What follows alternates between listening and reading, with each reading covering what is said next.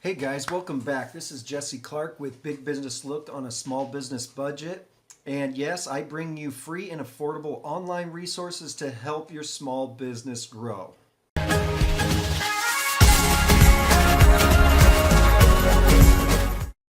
Today I'm going to be discussing with you the first part of a two-part series, and this is how can you be found online? How will you come up on Google searches faster and quicker than your competition? And these steps are free. There's 6 steps, and this will keep you from having to pay hundreds of dollars a month for SEO. And some small businesses that are just getting off the ground, they just can't afford that kind of money. So getting right into it, step number 1 is when you're looking at setting up a website, or if you have a website, you can maybe take a look at it, but you need to make sure that it is mobile friendly. A lot of visitors today are looking at and searching for Google, searching for businesses and services and products right from their mobile phone. So you've got to make sure that the call to actions, that the phone numbers, the content is suitable for a mobile device. There's certain platforms out there that are responsive, and this will allow you to do that. So it's really industry standard now to have a mobile friendly website.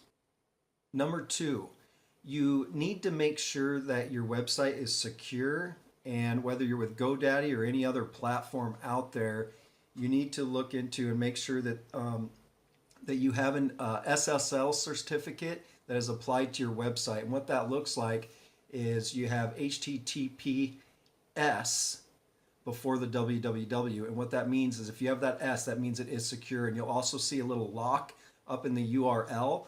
That means that it's secure.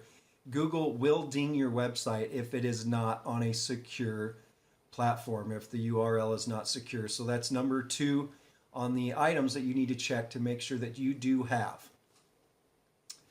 Number 3, you need to make sure that your images are compressed before you put them on your website.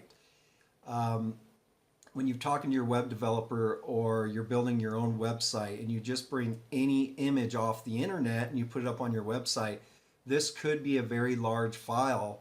It's going to take a long time for your website to load because it's trying to load this image. So make sure that your developer or the person who's designing the site is compressing the images so they will load faster on your web page. And the platform I use, there are platforms out there, but specifically when you import an image, it actually automatically compresses it for you, so you don't even have to worry about that. If you have a website now and you feel like it's kind of dragging, you can look down into the show notes and in the description, and I've got a link for you for a Google page speed test. You just type in your URL to your website there, and it will tell you how it's loading on mobile and desktop, so you can kind of evaluate it from there. Number 4 is when you're building your website, you need to keep it personable, whether you're selling a product or a service. People who are looking at your website, looking to buy from you, whatever it may be, they want to feel a connection. So make sure you have like a bio or something that's personable on your about page, or that you do have an about page. So when people read it, they can kind of connect with you and say, hey, this person looks genuine, this business looks genuine, I may give them a call. So make sure you have a bio or an about us page. The 5th one is when you're building your website, make sure that you have enough content on your page so Google will be able to crawl your web page and pick out content from there. The SEO, my SEO resources, they will tell you the industry standard is a minimum of 500 words per page. So when you have that content, and it's got to be unique content when you put it on that page, so make sure you have like a minimum of 500 words on there. So as again, when Google's crawling your website, okay, they'll pick up on that content for your website. The 6th and last one ties in with this content, having 500 minimum words on your website, is every web platform should have a place where you can put keywords in or descriptions for that page or that site. You need to make sure that the keywords you're using are keywords that people are actually Googling, that people are searching for. And with those keywords, those need to relate directly to the content that is on that page. They need to kind of have that marriage, they need to match up.